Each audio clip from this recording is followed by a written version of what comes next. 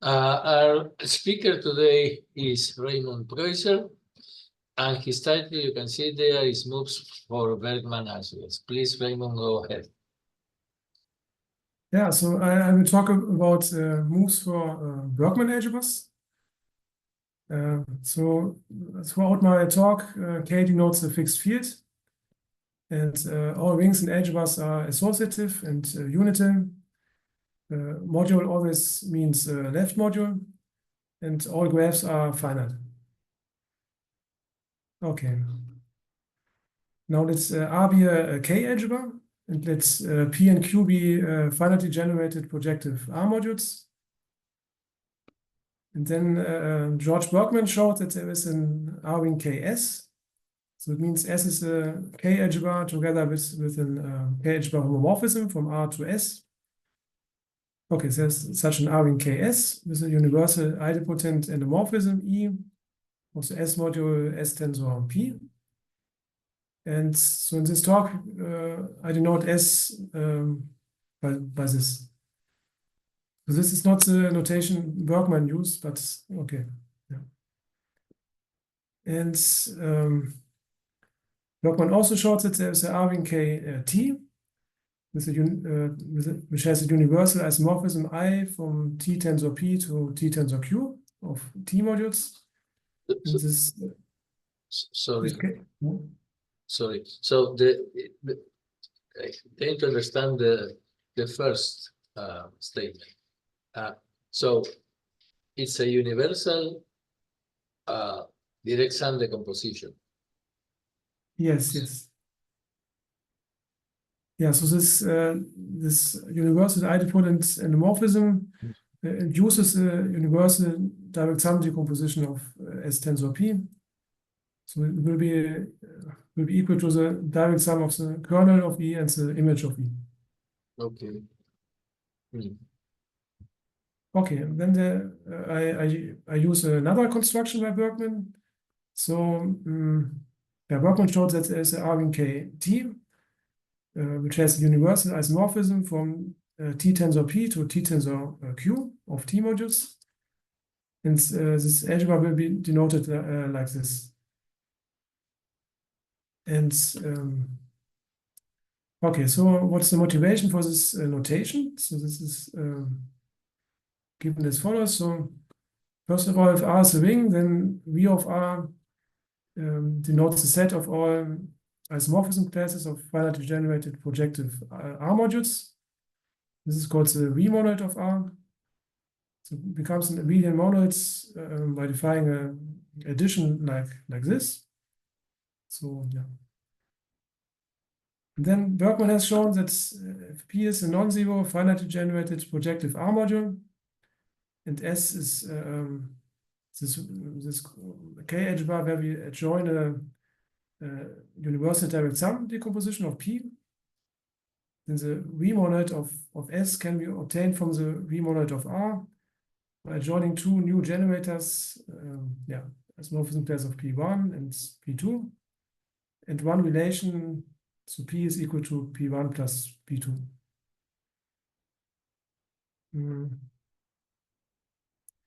Okay, and Bergman also showed the following. So if P and Q are two non-zero finitely generated projective R modules, and T is the K algebra where we adjoin to R an isomorphism between P and Q, then the V monad of T can be obtained from the V monad of R by imposing one relation. Yeah, isomorphism class of P is equal to isomorphism class of Q. And maybe I should say that this K algebra S, so the isomorphism class of S only depends on the isomorphism class of P. So if P is isomorphic to P prime, then the corresponding algebras would also be isomorphic. And similar for this K algebra T. So it only depends on the isomorphism class of P and the isomorphism class of Q. Okay. And then, so for n greater or equal to, and P a finitely generated projective R module, So one can construct the following R in K. So we start with R, and then we adjoin direct sum decomposition of P. Yes, start with yeah. We join a direct sum decomposition of P equals P1 plus P2. Then we adjoin a direct sum decomposition of P2. So it will be equal to P2 prime and P3, and so on. So the last step, we would join a direct sum decomposition of Pn minus 1. Okay, this K algebra will be denoted like this. And then we have this theorem. So let U be this algebra. And the V-monoid of U can be obtained from the V-monoid of R by joining n generators like this, so isomorphism class of P1 to isomorphism class of Pn. And one relation like this, so P equals P1 plus and so on, plus Pn. Is this an immediate induction argument of theorem 1, or does it or is it more complicated? No, that follows straightforward from theorem 1. So yeah, yeah. Okay. And then we have this lemma, so which can be viewed as a generalization of the outsplitting for the context of Leavitt path algebras. So let n be greater or equal to 2, and P1 to Pn, P and Q finitely generated projective R modules, such that so the isomorphism class of P is equal to the sum of the isomorphism classes of the PIs in V of R. And then then we have the following. So this K algebra where we adjoin an isomorphism between P and Q. This is isomorphic to the following construction. So we can first adjoin to R the direct sum decomposition of Q. It's direct sum of n.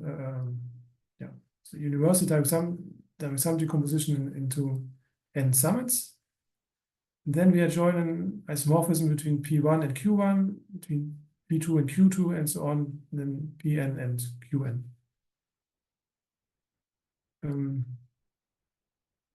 So the lemma is quite easy to check. So one can explicitly describe an isomorphism between the left-hand side and the right-hand side. Okay. Yeah. So now we come to monoids. So let XR be an abelian monoid presentation. It means X is just a set, and R is a family of relations, AI equals BI, which are indexed by some index set capital I. So here AI and BI come from the free abelian monoids generated by X. And we allow the same relation to appear more than one time in this family. So it is allowed that there are I and J in I, which are not equal, and AI is equal to AJ and BI is equal to BJ. Okay, and such a presentation is called finite if X and I are finite, and it's called good if all AIs and BIs are non-zero. And if XR is an abelian monoid presentation, then we denote by this the abelian monoids. So this is this quotient. So we take the three abelian monoids generated by X and then factor out the congruence generated by R.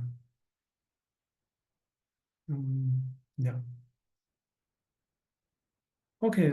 Then there's a definition of a hypergraph. So to be more precise, a finite directed hypergraph. So this is a quadruple H equals H0, H1, SR. And here H0 and H1 are finite sets. And S and R are maps which associate to each H and H1, non-empty multiset S of H and R of H over H0. Sorry, what is a multiset? You mean a subset of H0 or what? Here by multiset, I mean, so multiset over H0 is just a function from H0 to the set of non-negative integers. So a function which associates to each vertex a non-negative integer, so which is called a multiplicity of this vertex. Okay. Yeah. Yeah, so the elements of H0 are called vertices, elements of H1 are called hyperedges, and then we have this source multiset and range multiset for each hyperedge. So here's an example. So here we have a hypergraph is with 4 vertices, U, V, W, and X. And we have one hyperedge F. So it has 2 sources, U and W, but U has multiplicity 1 and W has multiplicity 2. Yeah, so yeah, right. So it would appear 2 times in the multiset if you want. And F has 2 ranges, V and X, each of which has multiplicity 1. Just one stupid question. Sorry, because I haven't seen this before. So it says a non-empty multiset, right? Now, a multiset is a function. Yes. From H0 to the integers, right? Now, how can, Yes. so how could this be empty? Yeah, so by the empty multiset, it would mean the function which is constantly 0. Oh, I see. So this I want to exclude. So, okay. Because this would mean that the hyperedge has no sources or no ranges.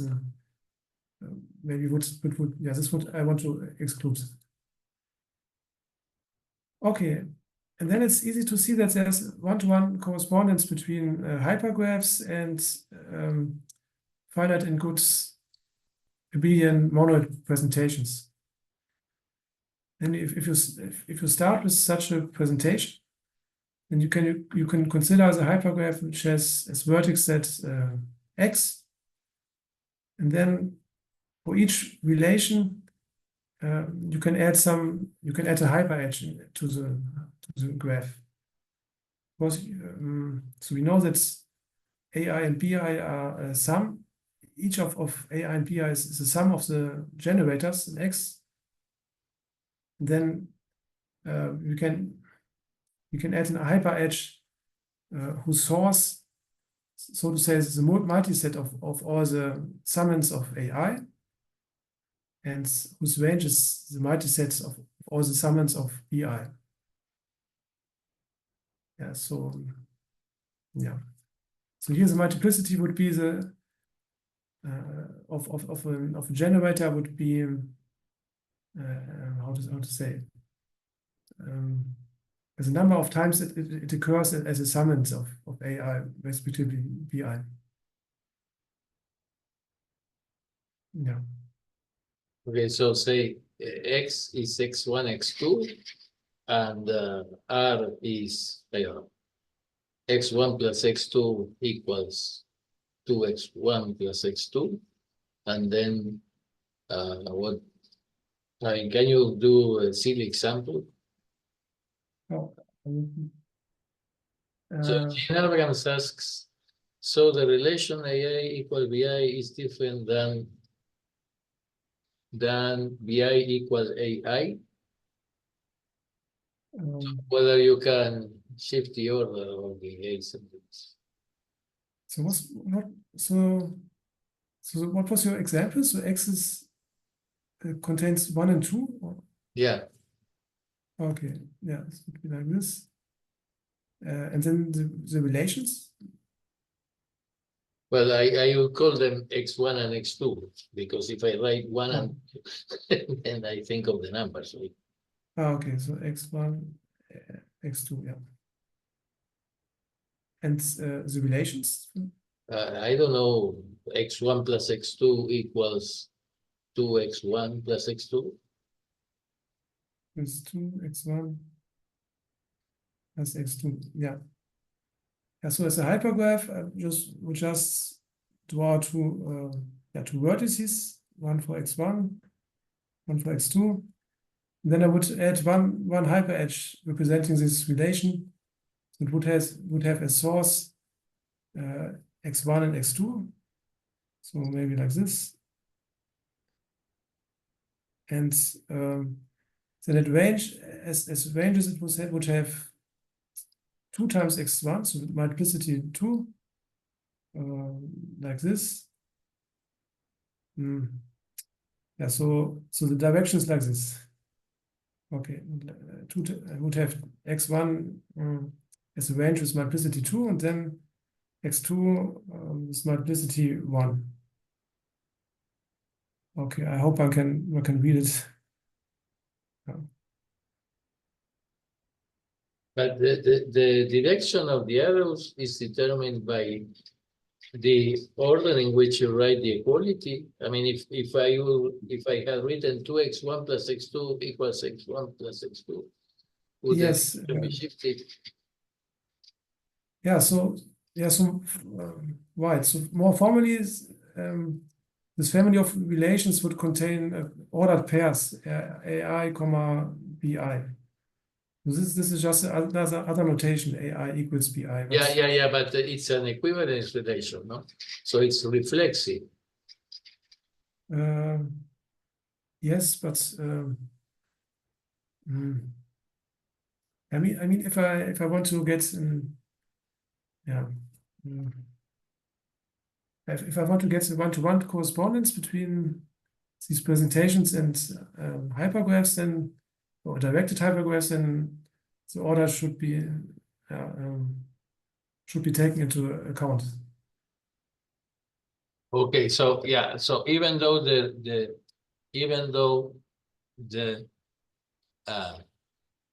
equivalence relation generated by R and by R prime might be the same. Say, if in R you put A equals B, and in R prime you put B equals A, then the equivalence relations generated by R and by R prime are the same, but the hypergraphs will be different. That's what you're saying. I mean, we are maybe isomorphic, but will be different. Yes. Yeah, yes, of course, yeah. Okay. Yeah. So how can I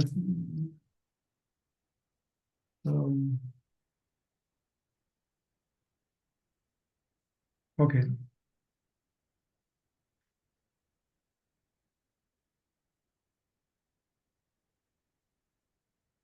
Okay, so yeah, so with this definition, it's quite easy to see that there's a one-to-one correspondence between abelian monoid presentations and hypergraphs.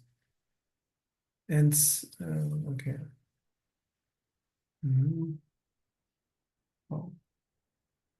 Okay. And okay, next I want to define a Bergman presentation. So here's an informal definition. So we start with an abelian monoid presentation x0 r0. So here x0 is just some finite sets, and r0 is the empty family, so we have no relations. And then we add a finite set of new generators, x1, which has at least 2 elements, and one relation. So of this form, A1 is equal to the sum of all the elements in x1.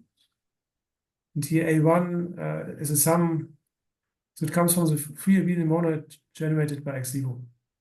So it's the sum of generators from here. And we assign the color blue to this relation. And so we repeat this step a finite number of times. So for each I between 2 and n, we add a finite set of new generators xi, each of which has these two elements. And one relation ai is equal to the sum of all the elements in xi. And here ai has the sum of elements from this union. So j equals 1 to I minus 1 xj. And also we assign the color blue to this to these relations. Okay, and after we have done that, we can add finitely many relations between the generators from X, so which is the union of all the xj's. And we assign to these relations another color, let's say red.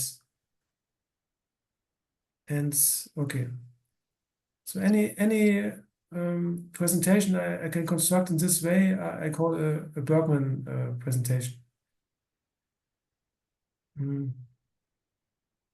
So here's a formal definition, but okay, maybe yeah.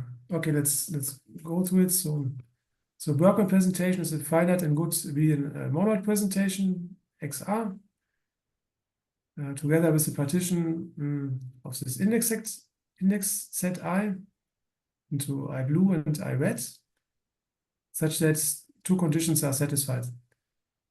So the first one is for each I and I blue, we have some subset xi of x, which has these two elements, and bi is equal to the sum of all the elements in xi. Moreover, the sets xi are required to be pairwise disjoint. And then the second condition, we have an ordering of the elements of I blue, such that aik is the sum of the generators in this set. So we have X space, and then we have the union of the XIPs, P1s between 1 and K minus 1. And here X space denotes the complement of X and the union of the XIs. Yeah, so in this informal... Like X red, right? Pardon? X base would be like the red X, because you remove from X all the blue ones. And all the X is corresponding to blue indices. Yeah, so in this informal definition, the X base would just be X0. So these are the generators you start with. Yeah.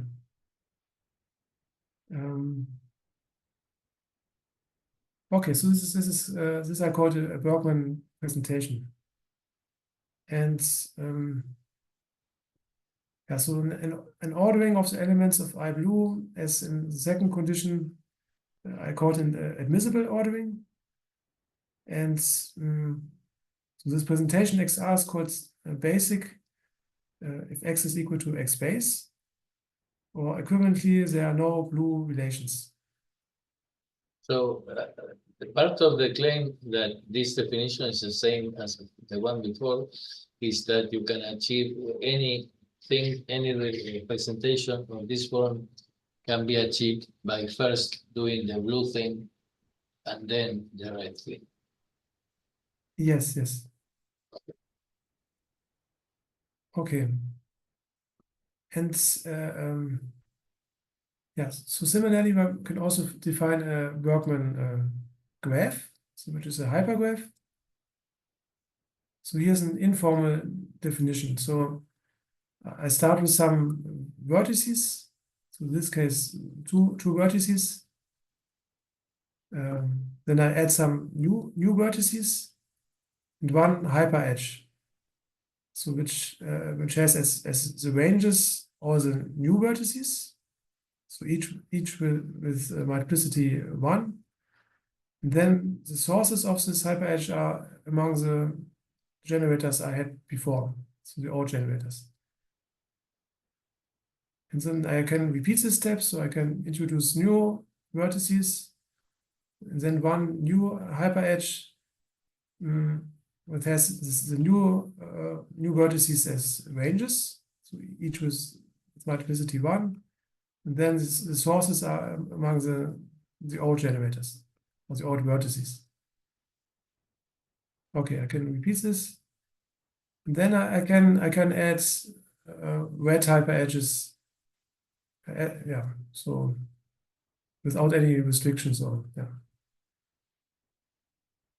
Okay, any hypergraph I can construct like this, I call a Bergman graph. So, so here's a formal definition. So a Bergman graph is a hypergraph H together with a partition of the hyperedges into blue hyperedges and red hyperedges, such that two conditions are satisfied. So the first one, for any blue hyperedge, so the range multiset is in fact a set. It means any vertex has multiplicity 1 in the support of this multiset. And okay, it's a set which has at least 2 elements. Moreover, the sets so R of H, where H is a blue hyperedge, are required to be pairwise disjoint.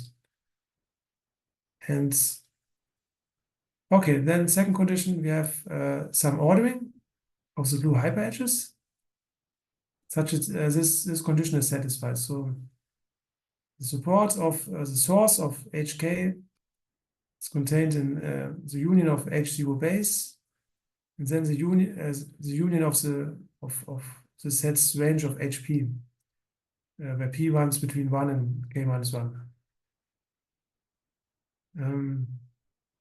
Okay. And okay, again, an ordering of the blue hyperedges as in this condition is called admissible ordering, and H is called basic if H0 is equal to H0 base. And then it's easy to see that there's a one-to-one correspondence between Bergman graphs and Bergman presentations. Okay. So yeah, we can view this Bergman graphs as visualization of Bergman presentations. Okay. So next I want to define the Bergman algebra of a Bergman presentation. So let XR be a Bergman presentation. And we also fix some admissible ordering of the elements of I blue. And then we construct some algebra B, whose V monoid is represented by XR. So, so we start with algebra A0, so which is just a product of the cardinality of X space copies of K. So then of course V monoid of A0 is isomorphic to the free abelian monoid generated by X space. And then we can apply theorem 3 to obtain algebra A1, which has this property. So yeah, that means we can adjoin generators from xi1, and then one relation ai1 equals bi1. And maybe you can go back to theorem 3. Let's see.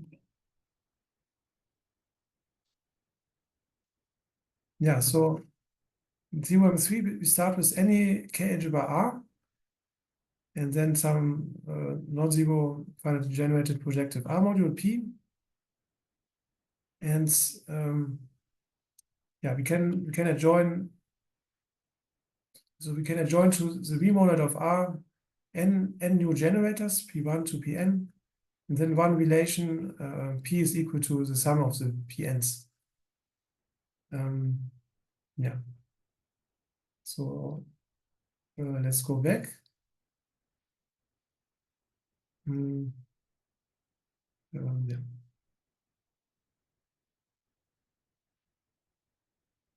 Okay, so in this case, we know that bi1 is the sum of this new generators xi1, and we know ai1 is the sum of the old generators from x space. So it means it corresponds to some module over some finite generated projective module over a0. And yeah, so we see that we can use theorem 3 to get such an algebra A1. And similarly, we can apply theorem 3 again to obtain algebra A2, such that this holds. So the V-monoid of A2 looks like this. So we can adjoin the generators from xi2, and this relation ai2 equals bi2, and so on. So we can proceed like this until we get an algebra an. So where we have such that the V-monoid of an has a presentation like this. So here we have all the generators x, and then we have all the blue relations. So now we only have to add the red relations. This can be done by applying theorem 2. So using theorem 2, we can adjoin isomorphism between arbitrary finitely generated projective modules. So yeah, so we can adjoin arbitrary relations between the generators. Okay, so I call the algebra I get this way B, and so this K algebra B is called the Bergman algebra of XR. Yeah. And of course, if I have a Bergman graph, the Bergman algebra of the Bergman graph is by definition the Bergman algebra of the corresponding Bergman presentation. So some examples. So the Bergman algebras of basic Bergman graphs, so where we have only red hyperedges, are precisely the Leavitt path algebras of hypergraphs. So it follows that any Leavitt path algebra of a finite graph, separated graph, or a vertex-weighted graph is isomorphic to a Bergman algebra of a basic Bergman graph. And so moreover, any Leavitt path algebra of a weighted graph or a biseparated graph satisfying some condition is isomorphic to a Bergman algebra. So, but here maybe we need a graph which is not basic, so which also contains some blue hyperedges. And then, and moreover, any Cohen-Leavitt path algebra based on a graph or separated graph is isomorphic to a Bergman algebra. So let's see. Okay. So here are some concrete examples. So, so the Leavitt path algebra of this directed graph is isomorphic to the Bergman algebra of this basic Bergman graph. So in general, if you have some directed graph, then you can do the following. So for each vertex which emits edges, so first of all, okay, you construct a Bergman graph as follows. So it will have the same vertices as a directed graph. And then for each vertex which emits some edges, you replace all the outgoing edges by one hyperedge, like here. So here we have, so U emits 3 edges. And we replace it by one red hyperedge H, so which has a unique source, maybe this vertex. then so the range multiset of this hyper edge is determined by the ranges of the outgoing edges, so like here. So in general, you have to do it for any vertex which emits edges. Then you get a Bergman graph H, and the Leavitt path algebra of your graph will be isomorphic to the Bergman algebra of the hypergraph. And you can do something similar for vertex weighted graphs. These are weighted graphs where for any vertex, all the outgoing edges have the same weight, like here. So here all the edges have weight 2. And okay, again, you can replace all these edges by one hyper edge. So the range multiset is determined by the ranges of these edges. And here you get also a unique source U, but this time it has multiplicity 2, because all these edges have weight 2. Okay. And it's also possible to get arbitrarily weighted Leavitt path algebras, but if there are vertices which emit edges of different weights, then it's a bit more complicated to find the Bergman graph H, which gives you an isomorphic algebra, like here, for example. So here we also need some blue hyper edges. Okay. Yeah. So next, I want to describe some moves for Bergman graphs which preserve the isomorphism class on the level of algebras, or at least Morita equivalence class. So yeah, okay. So let H be a red hyper edge. And we also fix some, we also have some vertices U1 to UP and V1 to VQ, such that the sum of all the vertices in S of H is equal to the sum of the UIs, and the sum of all the vertices in R of H is equal to the sum of the VIs in this abelian monoid. So here we have, as generating sets, all the vertices. And then we have all the relations of this form. So source of G equals source of G equals sum of range of G, but only for hyper edges G which are not equal to H. Okay. Now let H prime be the Bergman graph obtained from H by replacing the hyper edge H by a red hyper edge H prime, whose source and range multisets are defined like this. So the source of H prime is this multiset. So yeah, we have all the UIs, and the range of H prime is this one. So we get all the VIs. Okay, so in this case, we say that H prime can be obtained from H by a red shift move. And okay, theorem suppose that the Bergman graph H prime can be obtained from H by a red shift move. Then the Bergman algebra of H prime is isomorphic to the Bergman algebra of H. Okay, so let's maybe see an example. So here are two basic Bergman graphs, H and H prime. And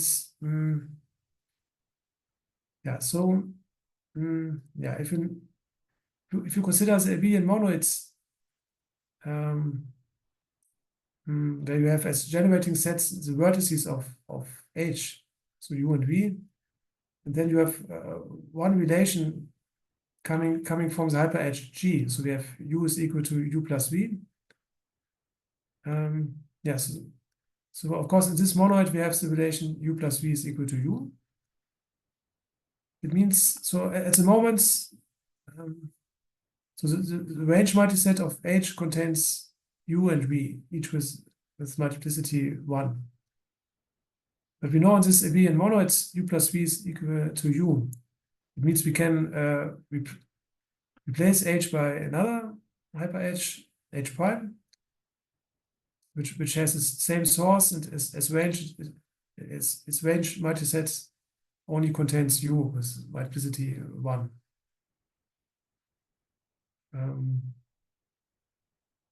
Yeah. And this theorem essentially follows just from the fact that this Bergman constructions are independent of the so they only depend on the isomorphism class of the finite generated projective modules. So it's so it follows from this fact. And then we have a similar move for the blue hyper H's. So maybe I can just show an example. So for example here, we know that so at the moment the sources of F are V11 and V12, each with multiplicity 1. And then, but in the abelian monoids, I get when I remove the ranges of F and the hyper HF. This gives us this abelian monoids. And here we get the relation V0 1 is equal to V11 plus V12. And it means I can replace this ranges of F by V01. So I get this hypergraph. And I forgot to say this wedge shift move for the Leavitt path algebras gives us a generalization of the shift move for the shift move for Leavitt path algebras. So it's more general. And okay.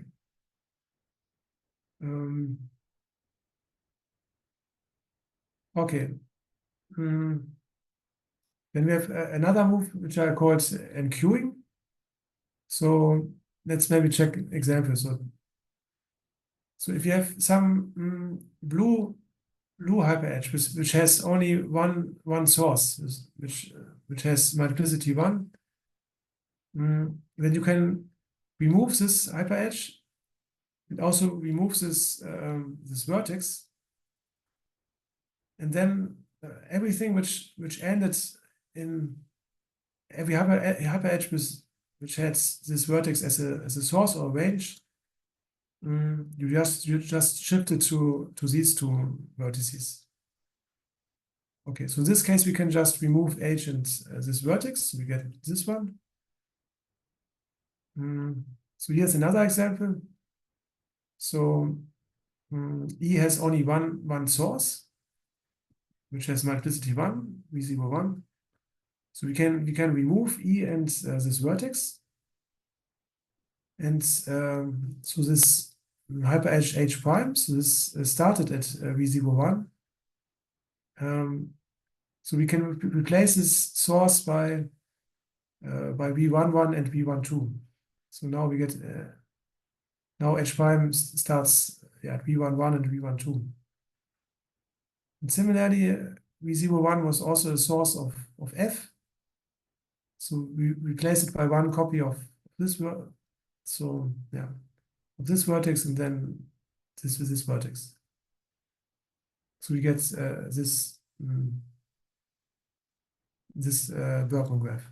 So sorry, Mike, what is the rule to choose what vertex to, so for example, with the H prime,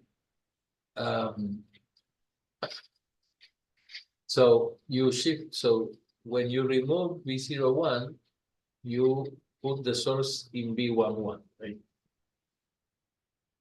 One source in B11.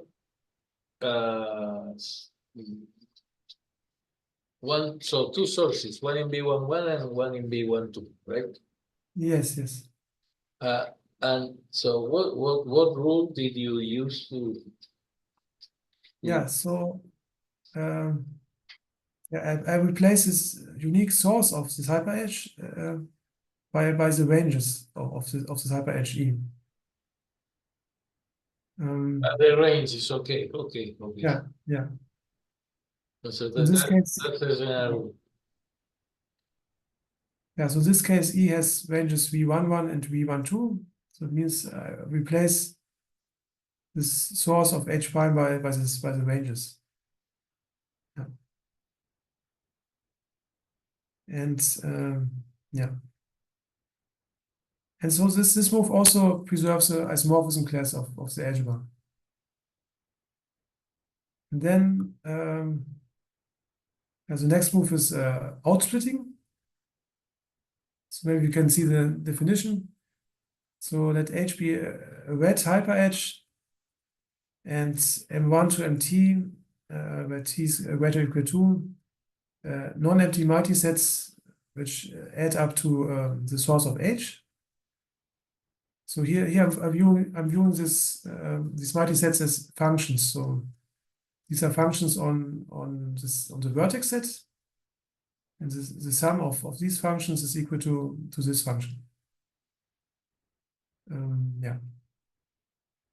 And then let H prime be the Bergman graph obtained from H by removing the hyperedge H and adding T vertices V1 to VT. One blue hyperedge G, which has as source multiset just the range multiset of H, and this range multiset the set of this new vertices. Then red hyperedges H1, HT. So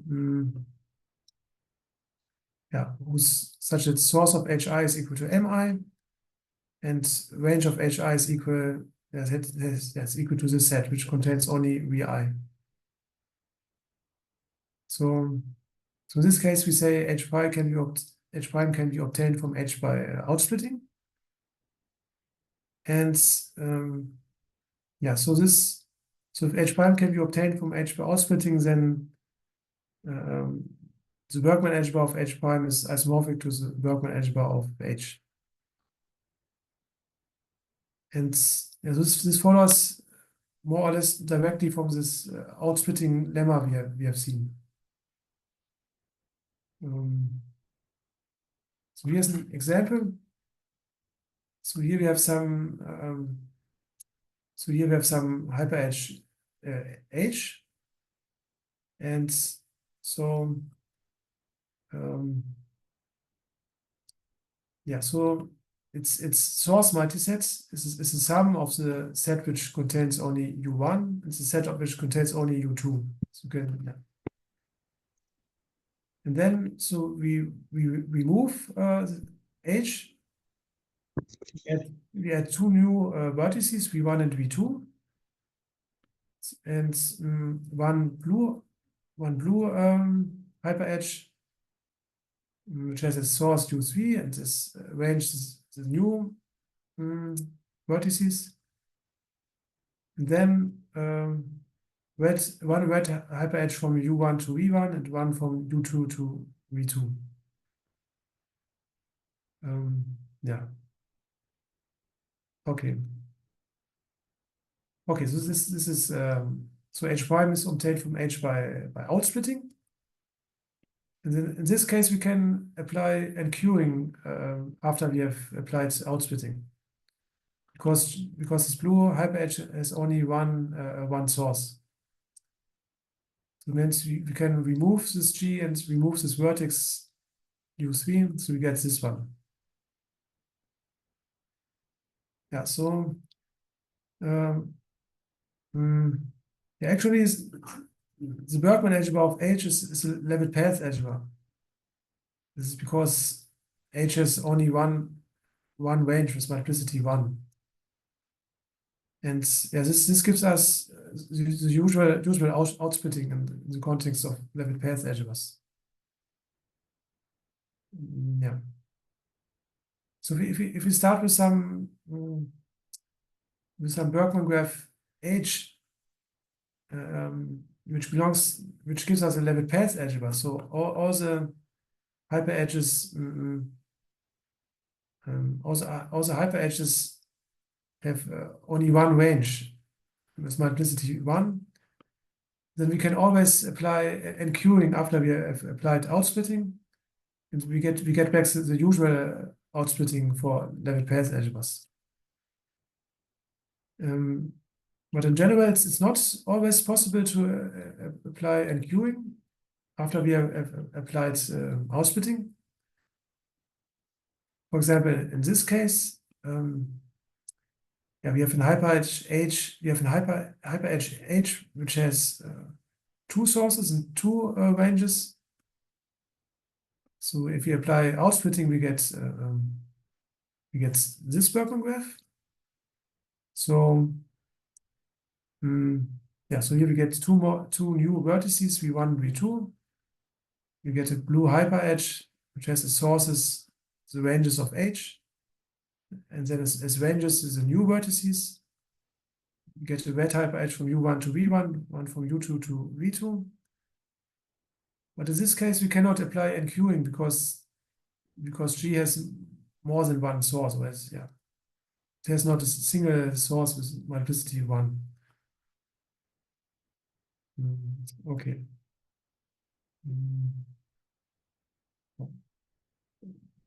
By the way, how much time do I have left? 7 minutes. Oh, okay. Maybe I can describe one more move. The other moves are compositions of the one of the previous ones. So yeah. Yeah, so we call a vertex V in H0 lonely if there's a hyper edge H such that the source of this hyper edge source multiset looks like this. So it has only one, yeah, there's only one vertex with multiplicity 1. And we assume that V is not a range of H. V is not a source or range of a hyper edge of another hyper edge, which is not H. Okay. So suppose that H is basics, so we only have red hyper edges, and let V be a lonely vertex, and let H prime be obtained from H by removing V and removing the unique hyper edge H, which has V as a source. Then we say that H prime can be obtained from H by lonely vertex elimination. Yeah, so then if H is basic and H prime can be obtained from H by lonely vertex elimination, then the 2 Bergman algebras will be Morita equivalent. So this gives, in the context of Leavitt path algebras, this gives one source elimination. So here's an example. So in H we have a vertex V, and so we have some hyper edge H, which has V as a unique source, so to say, with multiplicity 1. And there's no other hyper edge ending or starting in V. So now we can just remove H and V. So we get this Bergman graph, and this will give us a Morita equivalent Bergman algebra or Morita equivalence algebra.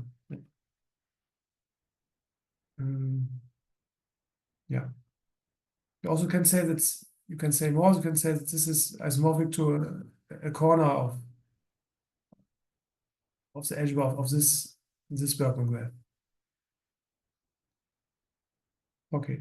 And as I said, for Leavitt path algebras, this yields a source elimination. Okay, and then I defined 2 other moves. So the first one is collapsing. which gives back the collapsing in the context of level path algebras. But this is just a composition of wedge shift moves and lonely vertex eliminations.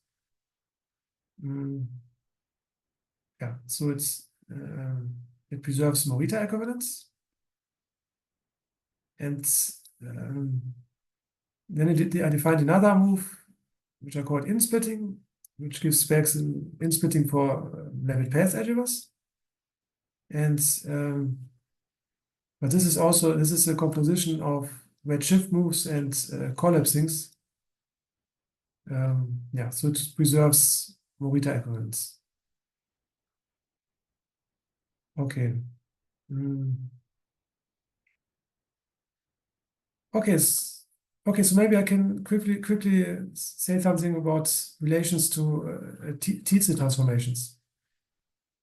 So, so suppose that we have some abelian monoid presentation XR, and then yeah, so a relation AJ equals BJ is called superfluous. If the equality AJ BJ already holds in this monoids, where we have all the relations except AJ equals BJ. So yeah. Then we have this so-called Tietze transformations. So suppose we have some two abelian monoid presentations, and so second one is obtained from the first one either by adding some generator, some new generator in some relation x equals b, where b is the sum of the elements of x, or the inverse transformation where we remove some generator in x into relation x equals b, where b only contains summands from x minus x, little x. Then yeah, the other two Tietze transformations are adding a superfluous relation or removing a superfluous relation.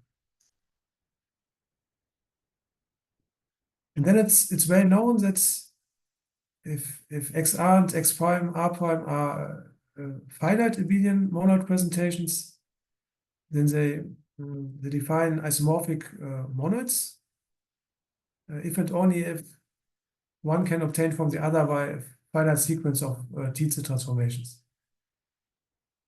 Yeah, so this I think Tietze proved this for abelian groups, but it's also known for abelian monoids.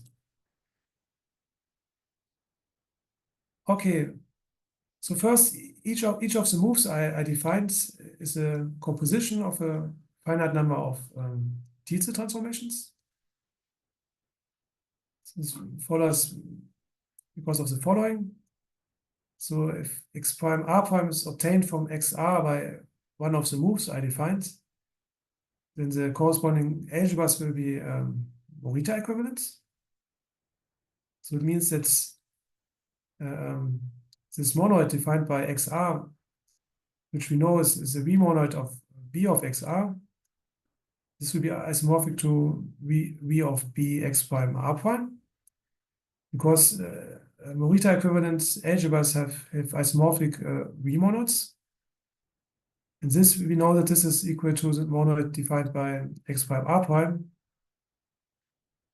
So the monoids defined by these presentations are isomorphic. That means by this theorem, we know we can go from one to the other by a finite sequence of Tietze transformations. So this same argument would apply to any construction that preserves, that is, I mean, the Morita class, right? Because Yes, simply, Yes, just yes. the V monoid is the same. Yes. Okay. Yeah. So for example, any wedge shift move is a composition of one Tietze transformation of type C. So it means I think we we add a superfluous relation and then we remove some superfluous relation. And what I found quite interesting, so for the basic Bergman presentations, so where we only have wet relations, so the lonely generator eliminations are precisely the Tietze transformations of type B. So where we remove some superfluous generator. That means if a basic Bergman presentation can be obtained from another one by a Tietze transformation of type A or B, then the algebras will be Morita equivalence.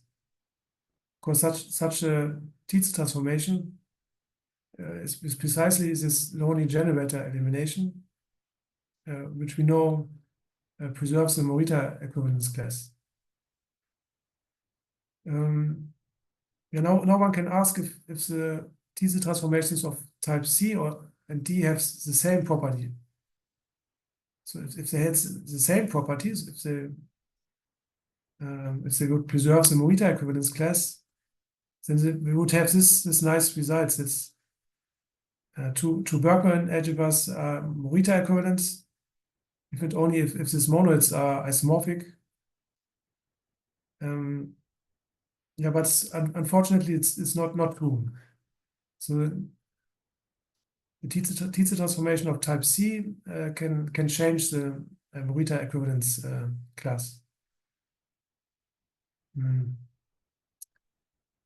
Yeah. Okay, yeah, that's all I wanted to say.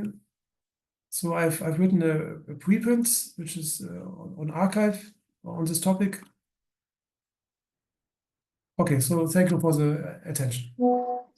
Okay, thank you very much, Raymond.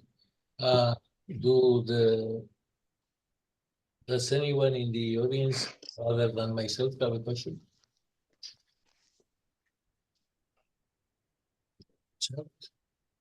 Okay, so